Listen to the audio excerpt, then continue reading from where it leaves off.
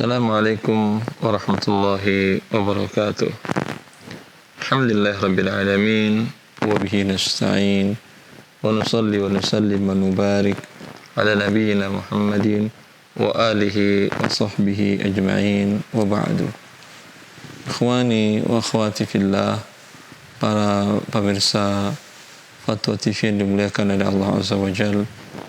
Alhamdulillah, Allah mudahkan kita untuk bersoal jawab, berdiskusi langsung, membahas beberapa permasalahan-permasalahan yang ada dalam kehidupan kita sehari-hari dan berusaha mencari jawabannya sesuai dengan syariat Allah, khususnya yang berkenaan tentang muamalat maliyah atau tentang keseharian kita di dalam mencari harta agar berkah di dunia dan membawa kebahagiaan bagi kita di dunia dan di akhirat. Dan alhamdulillah, sambil menunggu telepon yang masuk, sepertinya mungkin ada pertanyaan-pertanyaan yang sudah masuk ke admin. Silakan dibacakan. Ustaz. Alhamdulillah. Assalamualaikum warahmatullahi wabarakatuh, Ustaz. Assalamualaikum warahmatullahi wabarakatuh. Alhamdulillah. Baik, Ustaz. Ini ada beberapa pertanyaan yang masuk via WhatsApp. Berikut pertanyaan pertama.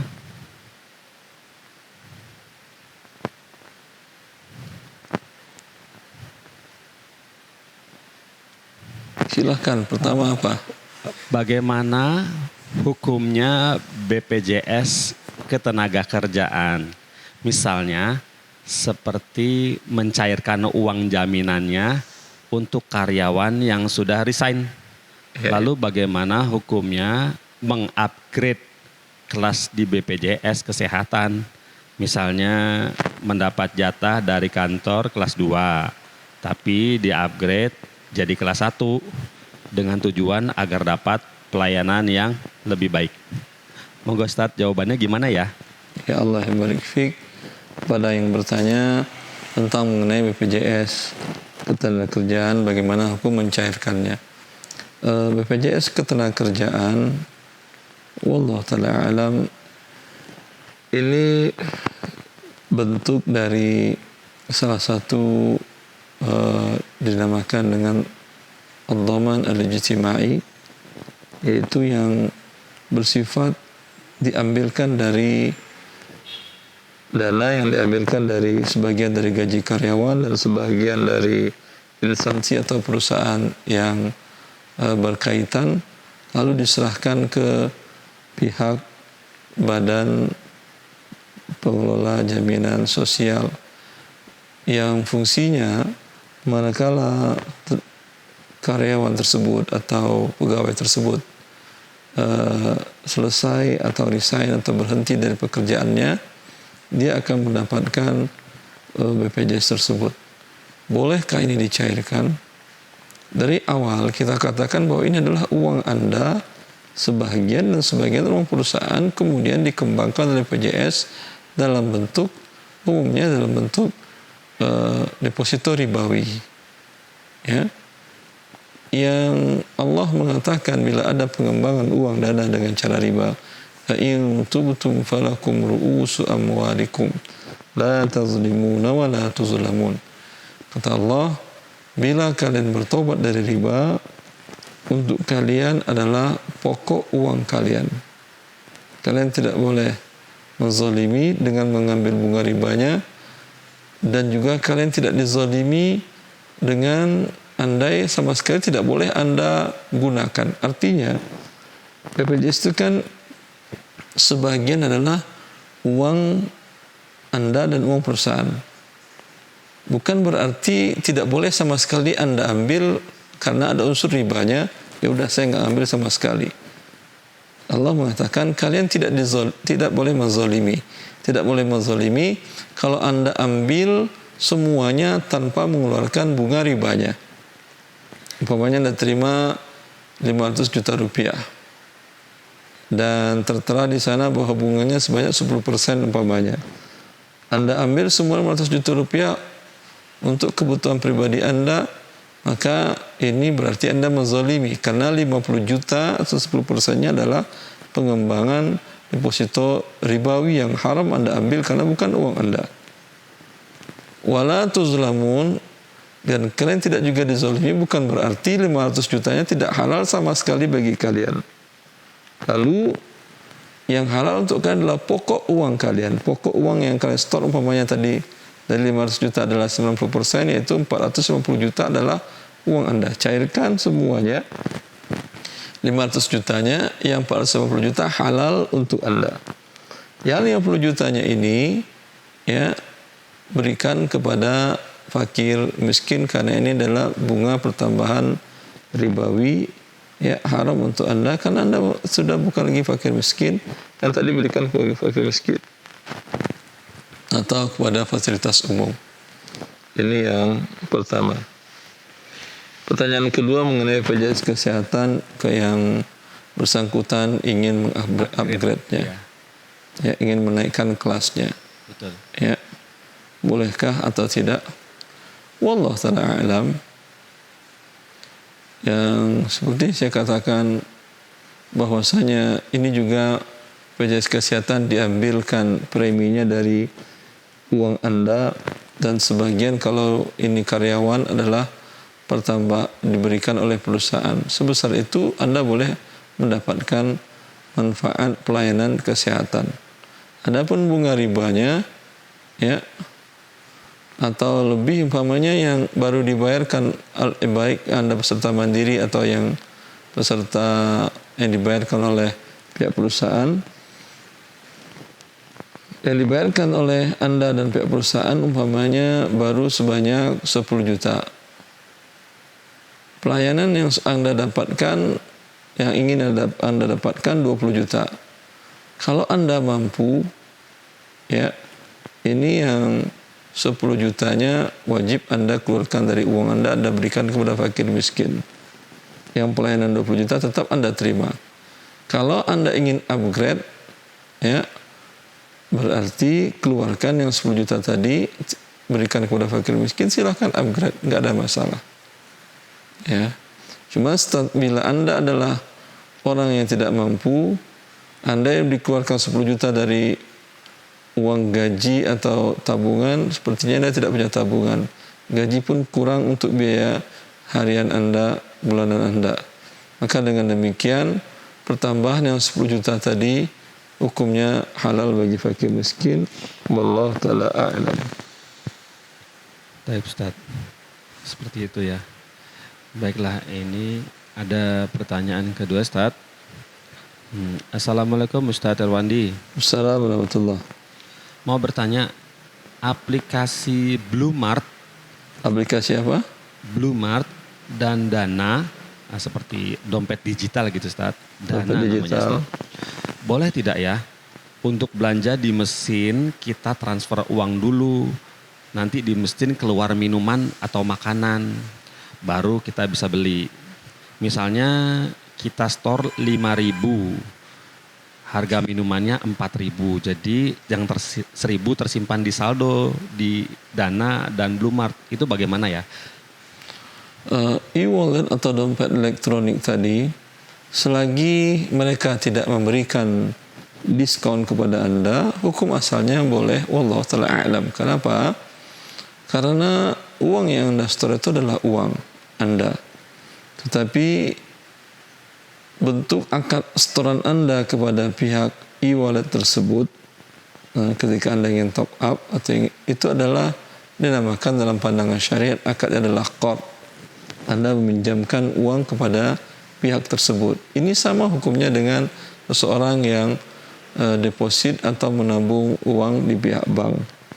Itu sepakat ulama dunia, namun akadnya qard. Akad qard boleh bila tidak ada keuntungan bagi mukrid, atau dalam hal ini bagi yang nabung atau deposan. Maka bila dalam e-wallet tadi orang-orang yang mendepositkan dananya tadi tidak mendapat potongan khusus karena dia deposit dana, maka hukum asalnya boleh, kecuali kalau ada deposit dana mendapatkan diskon, yaitu kalau Anda bayar cash harganya umpamanya 100.000 per item. Tapi kalau Anda dengan menggunakan e-wallet tadi mendapat potongan 10% menjadi 90.000.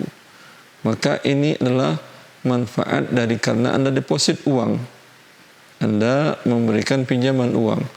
Dan setiap manfaat hukum dari pinjaman, hukumnya adalah riba. Wallahu ta'ala a'lam. Oh ya, begitu ya Ustaz ya. Jadi kalau ada keuntungan lebih atau cashback gitu ya Ustaz ya? Iya, ada promo diskon, cashback, itu kan bagian dari diskon semuanya. Iya betul, seperti. Nah tapi kalau promo gimana Ustaz? Kenapa?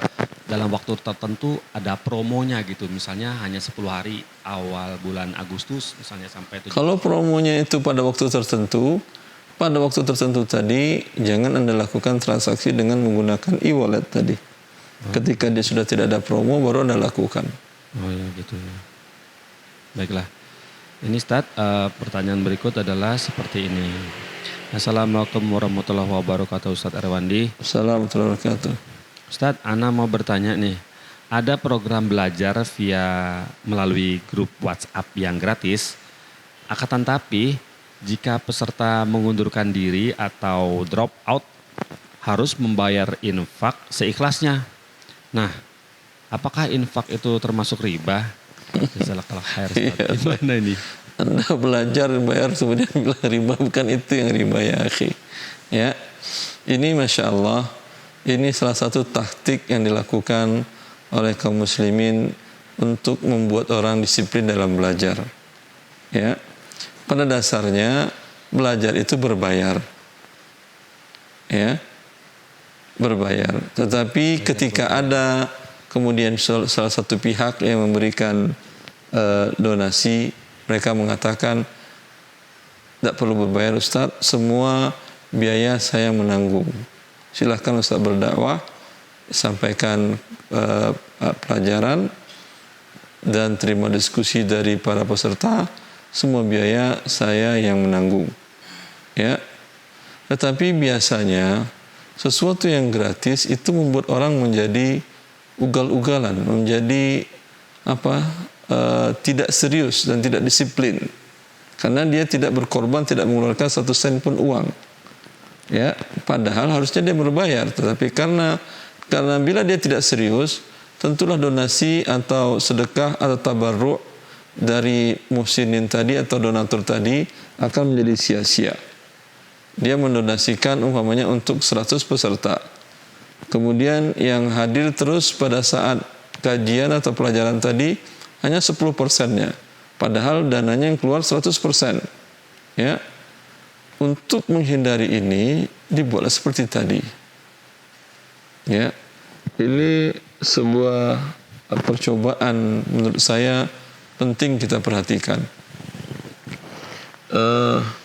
Ketika saya dulu mengambil program S2 dan S3 di kota Riyadh, ibu kotanya Saudi Arabia, alhamdulillah di sana banyak memberikan pelatihan-pelatihan kepada para mahasiswa, baik pelatihan idaratul zat seperti pengembangan kepribadian, pelatihan bisnis dengan syariah, kemudian tahsin Quran, halaqah tahfiz Quran, ya. Itu gratis. Tapi dampaknya apa? Daftar hari ini 30 orang, ya. Kemudian nanti yang selesai cuma 1 orang karena mereka tidak ada keterikatan gratis. Akhirnya banyak kemudian mereka membuat strategi dengan lain. Semuanya berbayar seperti berbayar biasa. Ikut umpamanya pelatihan idaratul zat tadi atau kepribadian tadi, training kepribadian tadi, mungkin bisa berbayar 5.000 real atau senilai dengan 20 juta.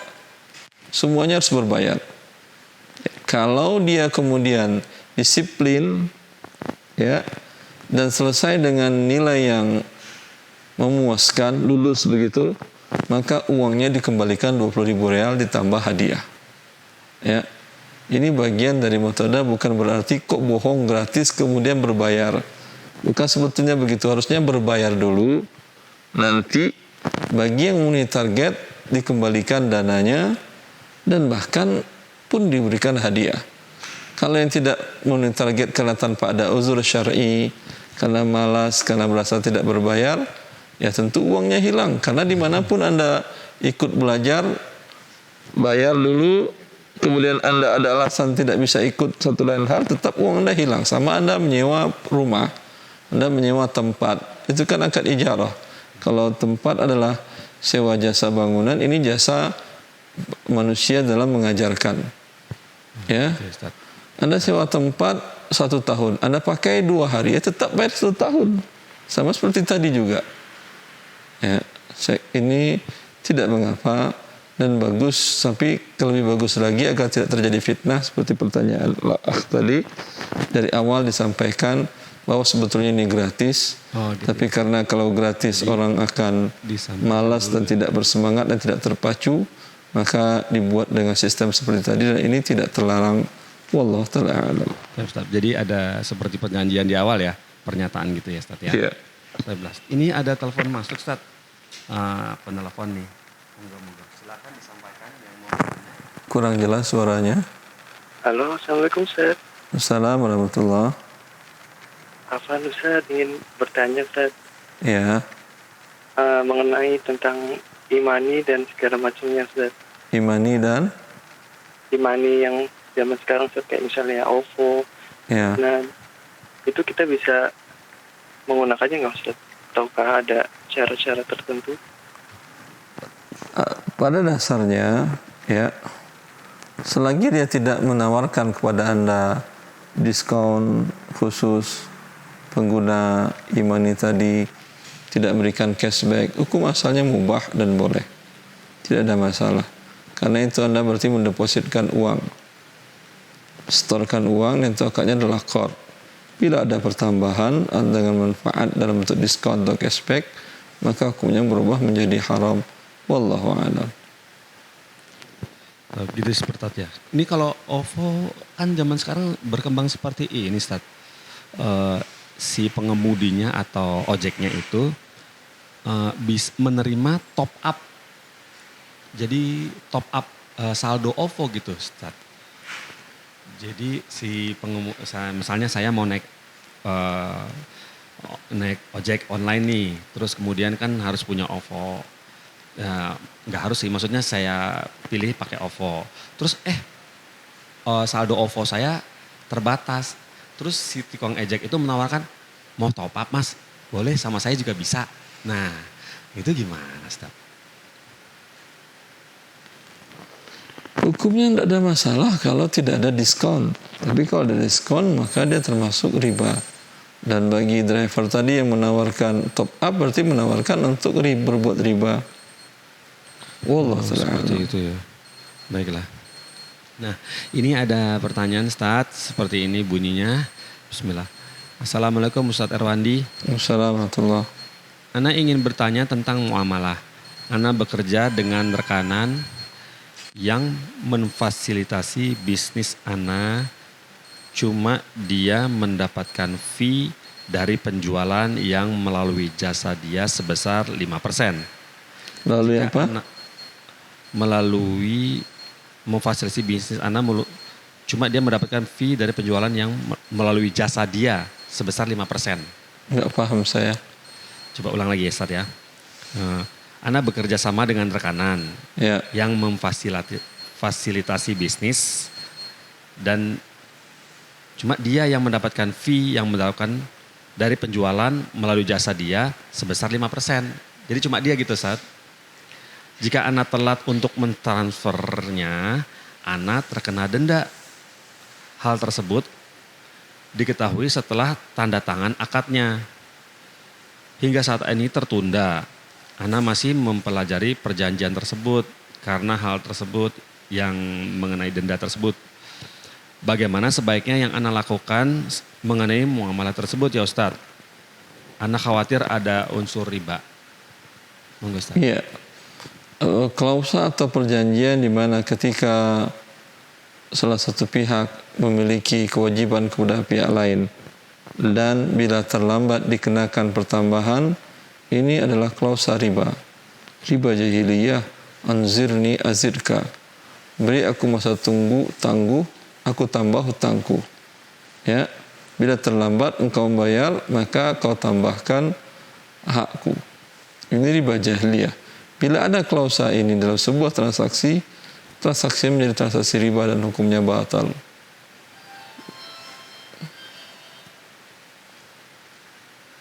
Seperti itu ya Ustaz ya. Baik. Sesimpel itu ya Ustaz ya. Iya, silakan. Nah, baiklah, untuk yang berikut dari Ahmad Syarif Hidayatullah di Jakarta. Assalamualaikum Ustaz Erwandi. Assalamualaikum warahmatullahi wabarakatuh. Saya dan rekan saya sepakat untuk kerjasama dalam bidang penjualan beras. Dengan ketentuan saya menyerahkan uang 35 juta sebagai modal yang nantinya uang tersebut akan dikelola oleh rekan saya. Pertama, adapun pembagian hasil kami sepakat setiap 1 karung beras yang terjual saya memperoleh 10.000 dan selebihnya keuntungan adalah hak rekan saya. Kedua, jika rugi kita sepakat bahwa saya menanggung 70, maksudnya di sini sepertinya 70% Ustaz. Kenapa Anda menanggung 70%? Gak tahu, begitu perjanjiannya Ustaz. Kalau Anda nggak tahu susah saya jawab. Pertanyaan saya, apakah akad semacam ini boleh dalam syariat? Saya jelaskan kerangka secara umum dalam akad bermusyarakah di dalam syariat Islam. Ini sepertinya yang saya pahami tadi dari penanya, bahwa yang modal hanya dari satu pihak, begitu? Iya begitu Ustaz. Satu pihak lagi tidak ada modal dalam bentuk uang, tapi dia hanya mengelola saja. Kayaknya dia mengelola dan mungkin punya semacam aset gitu Ustaz. Berarti ada modal dari dua pihak. Dari satu pihak modalnya rupiah 35 juta, dari pihak yang lain ada nilai jasa, umpamanya jasa tempat, rak, segala macam, ini dinilai semuanya. Dinilai semuanya jasa, kalau disewakan berapa harga sewanya, sebanyak itulah modalnya dia. Maka kerugian di dalam akad musyarakah, itu ini namakan musyarakah mudharabah. Di mana bagi yang mengelola, bagi dia akadnya musyarakah, dan bagi yang menyerahkan uang 35 juta akadnya adalah mudharabah. Iya gitu ya. Ya. Dalam hal ini kerugian adalah sebesar porsi modal. Dinilailah tadi 35 juta jelas. Iya betul. Aset-aset ini dia diikutsertakan keseluruhan aset dengan harganya atau jasa. Seperti umpamanya dia memiliki ruko, yang diikutkan rukonya atau jasa ruko selama 1 tahun. Kalau jasa ruko selama 1 tahun berarti sewa. Kalau sewa tentu jauh lebih murah daripada harga ruko. Iya betul. Karena nanti dalam menentukan kerugian dan keuntungan ini berpengaruh. Jangan nanti dia ingin dapatkan untung besar sedangkan modalnya kecil dan pengelolanya tidak besar. Gitu. Maka dalam hal ini harus ditentukan. Kalau umpamanya jasa dinilai berapa kontrak ruko tadi dan kontrak barang-barang alat-alat kerja yang disertakan dalam akad syirkah kerjasama tadi. Umpamanya dia mengatakan sekitar 20 juta. Berarti perbandingannya 35 juta banding 20 juta. Oh gitu. Maka kerugian si pengelola menanggung kerugian 20 35 yang pemilik modal.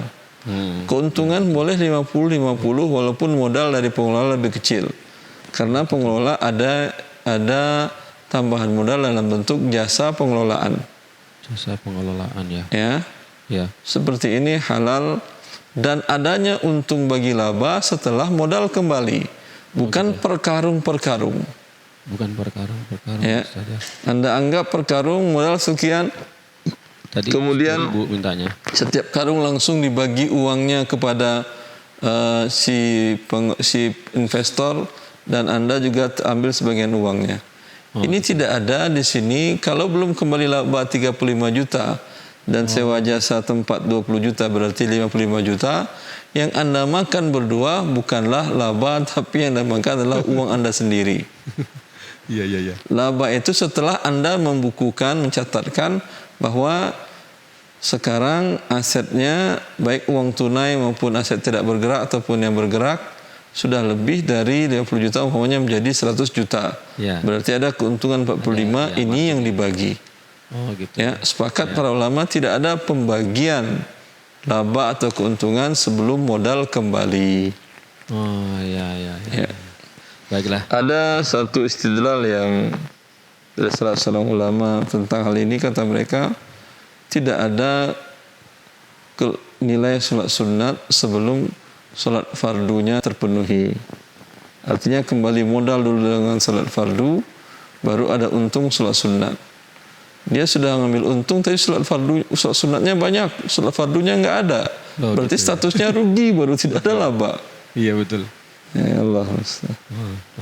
Seperti itu. Jadi setelah margin itu dibagikan atau keuntungan dibagikan setelah modal terpenuhi. Tidak perlu dibagi, tapi dinilai sudah ada. Oh iya benar. Ya, tadi kan 55 juta. Dicatat dalam pembukuan setelah 5 bulan berjalan, sekarang sudah naik aset yang bergerak, tidak bergerak, dan aset branding dan selain-lainnya, intangible asset dan aset yang ada sudah nilainya sekarang 100 juta. Ya. Ini berarti sudah ada laba yang bisa dibagi. Iya. Ya begitu ya. Jadi baru bisa jalannya seperti itu ya. Baik Ustadz, ini sepertinya ada telepon yang masuk. Ustadz. Silakan. Silakan yang penelpon bertanya langsung kepada Ustadz. Halo. Ya. Halo, ini Fatwa TV. Iya, silakan. Iya. Erwandi. Assalamualaikum, Ustaz Erwandi. Assalamualaikum warahmatullahi wabarakatuh. Alhamdulillah Ustaz, bisa nyambung akhirnya. Masya Allah. Udah lama ini Ustaz, dan Ana mau telepon, mau tanya, nggak ketemu-ketemu nih. Masya Ini Ustaz, ya. Ana itu punya usaha konveksi. Ya. Ya, beberapa waktu yang lalu kami ambil kain dari toko. Ambil itu apa artinya? Beli Ustaz, beli. Kalau namanya ambil dikejar serpam nanti Anda. Beli, ngomong beli, saya beli. Beli tempo selama 4 bulan. 4 bulan. Dan harganya ternyata lebih mahal daripada tunai. di cash. Itu wajar ya Ustaz ya? Ya wajar. Akhirnya Ana punya ide, ini gimana kalau teman-teman Ana yang punya modal itu beliin Ana kain itu. Ya. Sehingga Ana bisa pakai, sehingga harganya berbeda. Sebentar, teman-teman Anda suruh beli kain dulu. Iya betul. Terus iya, mau diapain kain sama mereka? Dijual ke saya. Dijual ke Anda dengan tunai? Enggak, tempo. Dijual tempo. Sama atau lebih mahal? Lebih mahal. Ya terus apa bedanya dengan yang tadi? Nah, yang Ana pikir mungkin teman-teman yang bisa dapat untung orang lain gitu. Ya, karena gitu. Cuman dalam prakteknya itu kadang-kadang kita sendiri yang beli, saya sendiri yang beli. Berarti teman Anda nggak beli? Uang. Iya. Hanya ngasih uang. Uang saja. Kemudian uangnya nanti Anda bayar berlebih. Enggak, yang cash itu dulu. Yang cash yang lebih murah. Iya. Toko. Sebentar dulu. Anda kan anggap terima uang dari teman 1 miliar. Iya betul. Anda pergi beli barang. Iya. Nanti kan teman Anda bilang jadinya 1,3 ya, gitu kan ya? Iya betul. Anda bayar uang nanti 1,3. Betul, iya betul. Ya berarti pinjam 1 miliar bayar 1,3. Iya betul Ustaz. Riba namanya, bukan bantu teman. Oh itu riba Ustaz ya? Ya iya, Anda pelaku riba pemberi. Nah, awalnya gini Ustaz. Jadi ada perjanjian di depan, kemudian Ana yang beliin gitu loh. Dalam arti Ana yang beliin ini, kemudian barang saya kasih ke dia. Terus kalau Anda nggak jadi beli nggak apa-apa? Nggak ada perjanjian itu Ustaz? Iya, itu kan berarti mengikat dari awal. Oh nggak boleh Ustaz ya? Tidak boleh lah. Masya Allah ya, syukuran. Kecuali dari awal Anda katakan saya beliin dulu iya, tapi nanti saya jadi beli nggak tuh nggak urusan saya. Oh itu harus dikatakan di awal Ustaz ya? Ya iya. Karena sehingga mereka yakin ada risiko.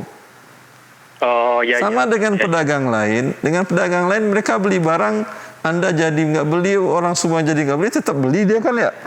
Iya betul. Nah boleh dia dapat untung. Kalau yang ini dia nggak, dia nggak mau rugi sama sekali, ya maka walhasil ini termasuk hal yang dilarang dalam syariat Allah.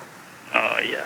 Baiklah Ustaz, kalau gitu pada dasarnya Ana harus mastiin dulu ya Ustaz ya bahwa suruh aja mereka beli dulu, bilang saya butuh kain ini dengan sekian harganya 1 miliar di toko ini, pergi kalian beli. Oke. Terima sendiri setelah milik kalian, jual ke saya dengan tidak beli tunai. nggak masalah Ustaz ya? Apa? Masalah saya membantu mereka untuk membeli nggak masalah ya Ustaz ya? Karena mereka kan nggak tahu kainnya di mana.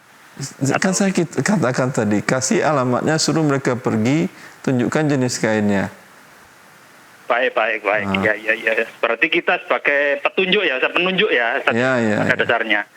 Iya, baiklah. Jelas, Ustaz. Alhamdulillah. Semoga nggak terulang lagi, astagfirullahaladzim, ternyata.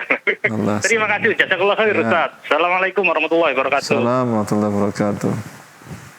Ya, seperti itu, Ustaz. Jadi itu riba diputar-putar ya, Ustaz ya? Bukan riba diputar-putar. Gimana, Ustaz? Bukan riba diputar-putar. Iya. Dalam kaidah syar'i yang dilihat di dalam akadnya adalah hakikatnya, bukan namanya, bukan tampak luarnya. Dalam kasus yang tadi, si pemilik uang menyerahkan uang kepada si yang butuh barang tadi. Oh gitu. Ya, berarti uang diterimanya. Ada jual beli, nggak ada jual beli karena uang yang ada. Iya, uang. Kemudian nanti dia bayar tentu berlebih uangnya. Pastinya begitu. Makanya namanya riba. Ya, di dunia kan nggak ada pedagang mengatakan kepada Anda pergi ke toko beras. Pak, saya mau beli beras ini 5 ton. Oh maaf, nggak ada, cuma ada 2 ton, kurang 3 ton. Nih uang pergi beli sendiri, nanti bayar berlebih. Pernah nggak tukang beras ngomong gitu ke Anda? Iya, nggak ada sih. Nggak ada ya, alhamdulillah. Itu dia yang realnya dalam bisnis kehidupan sehari-hari. Oke, baik, Ustaz. Ya, ini ada itu yang halal. masuk dari Kebumen, Ustaz. Masya Allah. Masuk. Taib. Monggo, hamba Allah dari Kebumen. Monggo mau bicara dengan Ustaz. Apa yang ditanyakan? Silakan. Terima kasih. Assalamualaikum warahmatullahi wabarakatuh, Ustaz. Assalamualaikum warahmatullahi wabarakatuh. Ini begini, Ustaz. Terima kasih bisa masuk kembali. Allah yang Saya barik, silahkan. Sekitar setengah tahun yang lalu pernah bertanya masalah pinjaman di bank, Ustaz. Kemudian Ustaz memberikan solusi itu untuk mendatangi MUI. Kemudian nanti karena perjanjian kredit di awal itu mengandung unsur yang diharamkan. Kemudian nanti dibuatkan surat rekomendasi. Itu seperti itu nasihat dari Ustaz. Kemudian saya mencoba untuk mendatangi MUI. Kemudian dari MUI bilangnya seperti ini. Kami itu belum pernah membuat surat yang seperti itu. Kemudian juga sepertinya tidak bisa. Itu mohon nasihat kembali, Ustaz. Terima kasih. Ya Allah Ta'ala, mereka nggak mau diapain. Oh, seperti itu. Iya, itu sebetulnya bagian dari tanggung jawab mereka. Mereka akan mengeluarkan fatwa bahwa bunga bank adalah haram dan tidak halal. Begitu kan ya? Iya. Ya, Anda kan hanya minta rekomendasi bahwa bunga Anda pinjam uang di bank X dengan berbunga, berarti rekomendasikan bahwa ini haram. Udah. Kalau dia nggak mau ya, kita nggak bisa maksa juga. Kalau dia mau, alhamdulillah. Oh iya. Ya. Terima kasih, Ustaz. Allah barik fiik. Semoga Allah mudahkan urusan antum di dunia dan di akhirat. Amin. Amin. Ya, kalau mereka membantu, kan Rasulullah mengatakan, "Man nafasa an mu'minin kurbatan nafasallahu anhu min kurabil dunya, min kurabil akhirah. Man kana fi auni akhi, kana Allah fi aunihi. Kana Allah fi auni al-abdi ma dama al-abdu fi auni akhi." Siapa yang meringankan beban orang muslim, Allah meringankan bebannya di akhirat. Dan siapa yang membantu kaum muslimin, Allah bantu kebutuhan-kebutuhannya. Ya, akan tetapi mereka enggak mau membantu Anda, ya berarti mereka tidak menginginkan bantuan dari Allah Azza wa Jalla. Nah, gitu. Dan tidak ada juga hak kita untuk memaksa mereka. Nggak usah maksa. Jelas? Ya, jelas. Allah barik fiik. Ya. Assalamualaikum warahmatullahi wabarakatuh. Waalaikumsalam warahmatullahi wabarakatuh. Alhamdulillah di Kebumen, jazakallah khair pertanyaannya. Ustaz, sambil menunggu pertanyaan berikut, nah mari kita bacakan ini statnya. Pertanyaan masuk lagi dari Victor Rian Maulana di Jakarta Selatan. Kurang jelas? Dari Victor Rian Maulana di Jakarta Selatan. Ya. Assalamualaikum warahmatullahi wabarakatuh. Ustaz Irwandi. Semoga Allah senantiasa melindungi dan memberi rahmat dan pahala yang melimpah ruah kepada Ustadz. Allahumma amin. Nah, Ustadz, ini ana mau bertanya, kenapa Dewan Fatwa Perhimpunan Al-Irsyad belum mengeluarkan fatwa hukum bekerja di kantor pajak? Dan apakah ada celah sehingga penarik pajak di Indonesia bisa diperbolehkan? Terus terang, ana bekerja di kantor pajak nih Ustadz, dan ana mendengarkan ceramah Ustadz Erwandi. Namun keyakinan ana tentang pajak itu haram terkadang naik turun dan menyebabkan keinginan ana untuk resign juga naik turun. Mohon penjelasannya Ustadz dan penegasannya tentang hukum pajak dan bekerja di kantor pajak. Dan banyak sekali teman seperjuangan ana yang ingin resign, sangat banyak sekali. Dan insya Allah informasi ini sangat bermanfaat jika bisa dijawab. Jazakallah khair Ustaz. Allah ibarik fiik kepada yang bertanya. Sebetulnya saya sudah menjelaskan dengan sangat rinci di buku Harta Haram Amal Kontemporer, buku yang ada di hadapan ini. Ya, Anda lihat ada pembahasan khusus tentang pajak kontemporer. Ya, dalam pandangan syar'i, dalam pandangan Islam, saya rincikan dengan sangat jelas. Mungkin bisa Anda pinjam bukunya ke salah seorang teman atau di salah satu perpustakaan masjid Anda temui, lihat di bab tentang kezaliman, dan insya Allah pun nanti akan kita jelaskan dengan sangat rinci tentang masalah pajak ini dan bagaimana hukum aplikasi pajak yang ada di negara-negara Muslim. Dan bukan hanya Indonesia saja yang menerapkannya, bahkan ada beberapa negara Muslim yang menerapkannya, dan ada juga negara-negara Muslim yang tidak menerapkannya, dan bahkan kalau Anda tahu ternyata ada negara kafir juga, negara non-Islam, ya, yang bukan penduduknya mayoritas Muslim, yang malah mereka juga tidak menarik pajak dari warga negaranya. Ya, insya Allah pada babnya akan kita jelaskan lebih rinci. Wallahu ta'ala a'lam. Ya, seperti itu ya Ustaz jawabannya ya. Insyaallah. Ini untuk berikutnya pertanyaannya adalah berbunyi seperti ini Ustaz.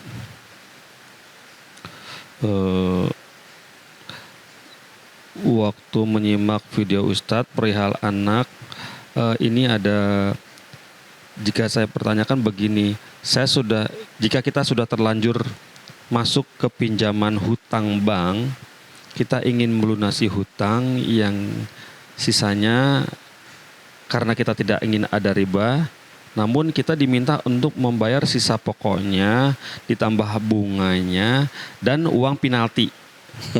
Bagaimana ini Ustadz? Hukum di Indonesia ini menyetujui kita hanya membayar pokoknya saja. Saya jadi bingung Ustadz. Allah Ta'ala minta kemudahan kepada Allah Azza wa Jal. Kalau Anda memiliki dana untuk melunasi pokoknya, terkadang Anda nego dengan mereka, mereka siap untuk menerima hal tersebut.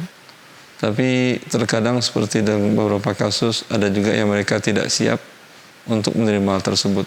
Mintalah kemudahan kepada pencipta langit dan bumi dan pencipta manusia semuanya, agar Anda tidak terlibat dalam riba tadi, dengan hanya membayar kewajiban pokok sebesar uang yang Anda terima. Allahu li taufiq. Step seperti itu ya, jadi ya. Ya tinggal merengek sama Allah aja di waktu tahajud ya Ustaz. Merengek memang hanya ada kepada Allah Azza wa Jalla. Waktu-waktu yang mustajab. Iya gitu. Baik Ustaz, ya, sepertinya waktu sudah mencukupkan kita nih pertemuan kita. Ya, seperti itu Ustaz, jadi ya. Monggo Ustaz ditutup boleh. Ya, semoga apa yang kita bahas ini bermanfaat bagi kehidupan kita ke depannya. Semoga Allah memudahkan kehidupan kita di dunia dan di akhirat untuk mentaatinya. Wallahu li taufiq wa sallallahu ala nabiyyina Muhammad wa alihi wa sahbihi wa sallam. Subhanallahi wa bihamdika asyhadu an la ilaha illa anta astaghfiruka wa atubu ilaik. Assalamualaikum warahmatullahi wabarakatuh.